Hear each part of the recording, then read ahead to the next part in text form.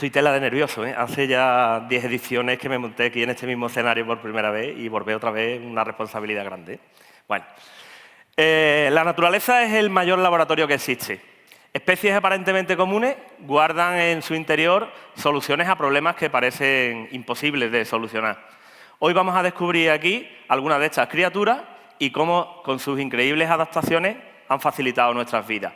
Bienvenidos al Laboratorio Animal. Uy, perdón. Farmacia, la palabra farmacia viene del griego fármaco, que significa tanto remedio como veneno. Esta dualidad, que parece tan clara, no está tan clara. Seguramente que conozcáis la historia de la mujer que llega a una farmacia y le dice al farmacéutico, ¿me da cianuro? Y dice, perdone, pero eso no es un fármaco, yo no se lo puedo facilitar. ¿Para qué lo quiere? Dice, para matar a mi marido. Dice, hombre, yo no le puedo dispensar a usted un veneno. Y saca a la mujer del bolso una foto de su marido con la mujer del farmacéutico y dice, hombre, haberlo dicho antes, con receta médica es otra cosa.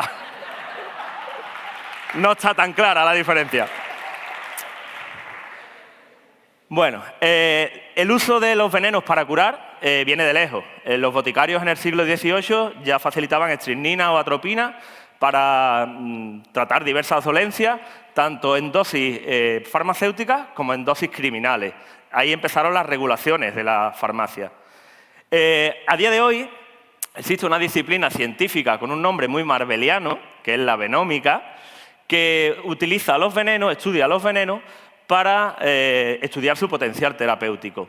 Y es muy interesante y en esta ciencia me he basado para hacer mi charla.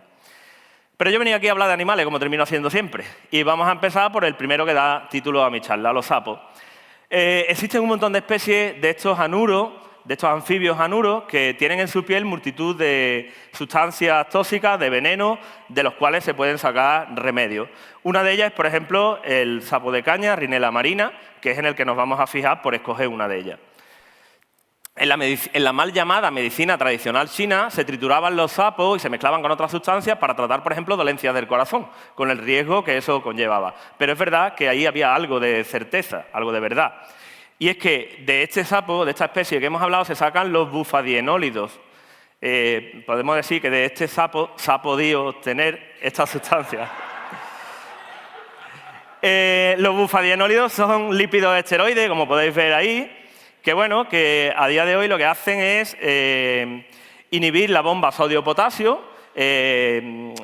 bloquean el transporte de estos iones y aumentan las contracciones del corazón. Esto ha dado lugar a que se sinteticen fármacos similares a la digoxina. La digoxina se obtiene de la dedalera, la digitalis purpúrea, pero de los bufadienólidos se sacan fármacos similares a estos que a día de hoy se utilizan para tratar la insuficiencia cardíaca o las arritmias. Fijaos que de un veneno, de un sapo, que puede ser tóxico, no a nivel mortal, pues obtenemos un remedio y una solución contra enfermedades pues, normalmente graves. De nuevo, vemos aquí la dualidad que planteaba al principio. Nuestros siguientes invitados son las sanguijuelas. El propio nombre científico de esta especie, Hirudo medicinalis, ya nos indica su uso medicinal. Esto viene de lejos y, por ejemplo, en la Edad Media se utilizaban sanguijuelas para casi todo, desde el dolor de cabeza hasta las infecciones, se trataban con sanguijuelas. El primer uso documentado de la sanguijuela data de hace 3.500 años y se encuentra en papiros médicos egipcios, como el famoso papiro Ebers. Esto se basaba todo, el uso de la sanguijuela, en que decía que purgaban la sangre para restablecer el equilibrio del cuerpo. Y se basaba en la teoría de los 4 humores, que viendo la boca del bicho, mucho tiene el bicho. Bueno, de la saliva de la sanguijuela se saca una sustancia que es un potente anticoagulante, que es la hirudina. La hirudina lo que hace es bloquear la trombina, que es una molécula esencial en la coagulación de la sangre.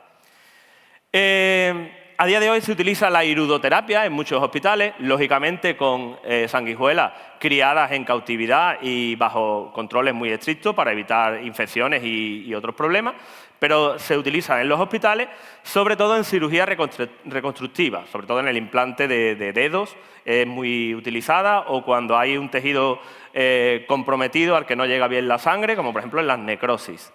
De hecho, hay estudios que indican que un 90% de los reimplantes de falange que utilizan iridoterapia postoperatoria tienen éxito. Es decir, que es bastante recomendable su uso.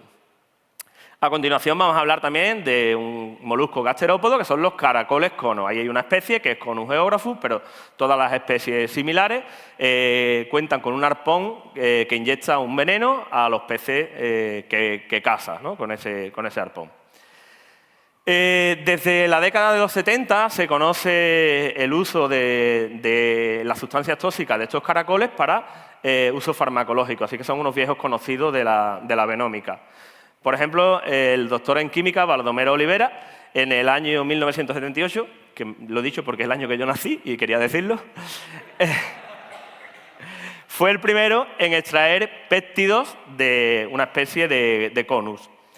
Estos péptidos son conocidos como conotoxinas y lo que hacen es bloquear los iones calcio en las neuronas, provocando parálisis. A día de hoy, a partir de ello, se han sintetizado unos fármacos llamados ciconótidos, se comercializan como, por ejemplo, Prial, y la ventaja que tiene es que se utilizan como analgésico para dolores crónicos y no crean adicción, a diferencia, por ejemplo, de los opioides, que sí son muy adictivos. De nuevo, vemos aquí cómo de un veneno que basta una sola gota para ser mortales, en el caso de los humanos, podemos extraer un medicamento que cura una dolencia crónica, que es para toda la vida. Y nos vamos a pasar ahora a las arañas. De nuevo, en las arañas hay un montón de especies de las que podemos obtener venenos con uso farmacológico. Yo me voy a fijar en la araña de embudo australiana, Atrax robustus, que se creía que era una sola especie, pero los últimos estudios indican que son 3 especies diferentes. Eso parece una tontería, pero es bastante importante porque, por ejemplo, la sueroterapia que se utiliza contra la mordedura de esta araña difiere según la especie concreta que sea. Y entonces pues, se estaba tratando mal las mordeduras de estas arañas. Los últimos estudios indican también que la cantidad de veneno que inyectan estas arañas con esos colmillos tan afilados que estáis viendo ahí dependen de un montón de factores. Incluso el ritmo cardíaco de la persona mordida afecta o la postura defensiva que adquiera la araña también va a influir en la cantidad de veneno que inocule. El veneno que se obtiene de esta araña son las atracotoxinas. Me vais a perdonar chiste visual malo, pero me la he puesto a huevo, la molécula, ¿vale? Aquí tenéis la molécula de verdad, las atracotoxinas. Los usos médicos, bueno, pues tienen efectos protectores ante la muerte celular, pues por ataques al corazón o por accidentes cerebrovasculares. De nuevo vemos aquí cómo obtenemos un remedio contra los infartos a partir de una araña cuyo veneno puede llegar a matar, en el caso a una persona adulta no, pero a los niños sí puede llegar a matarlo ese veneno. Y como la charla era sapos y culebras, pues yo voy a terminar con las culebras. Aquí hay otra especie, también podría haber escogido a muchas de ellas, Bothros jararaca, la serpiente jararaca, que también se utiliza para fines médicos, el veneno de esta serpiente.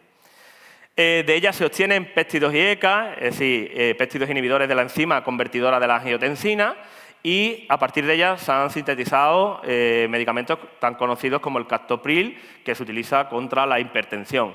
Y a partir del desarrollo del captopril se desarrollaron una serie de fármacos y ECA de la misma familia, que son todos muy eficaces contra la tensión alta. Hablando de serpientes y medicina, yo tendría que sacar aquí a la serpiente de Esculapio, Samenis longissimus. Recordad que Esculapio o Asclepio era el dios griego de la medicina. Y lo vemos multitud de veces representado, por ejemplo, a la vara de Esculapio, que utilizan un montón de organizaciones, de organismos relacionados con farmacia o con medicina, como por ejemplo la Organización Mundial de la Salud. La enorme biodiversidad de nuestro planeta esconde un montón de especies, a veces desconocidas, a veces temidas, de las cuales en sus cuerpos podemos extraer esos venenos que pueden dar lugar a fármacos. Lamentablemente, la pérdida de hábitat o el cambio climático están acabando con muchas de esas especies. Creo que proteger la naturaleza no solo es ético, sino que es una obligación si queremos sobrevivir como especie.